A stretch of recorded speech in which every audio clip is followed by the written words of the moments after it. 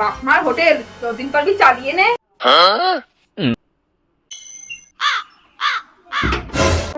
Hotel তো যখন ইচ্ছা ঢুকবি, যখন ইচ্ছা বেরোবি।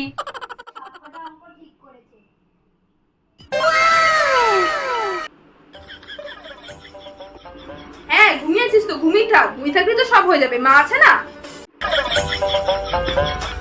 আচ্ছা, এটা হোটেল, বাড়ি নয়। খুব বাজে হোটেল, খাবার দাবারও খুব একটা ভালো নয়।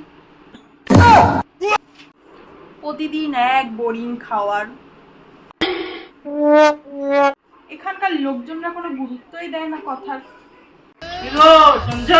দূর দাঁড়াও তো, আসছি। কি হোটেল, এখানে নিজেদের স্টাফেদের মধ্যেই কোনো আন্ডারস্ট্যান্ডিং নেই। এই হোটেলে 1-2 এর বেশি কোনো রেটিং দেওয়াই যাবে না।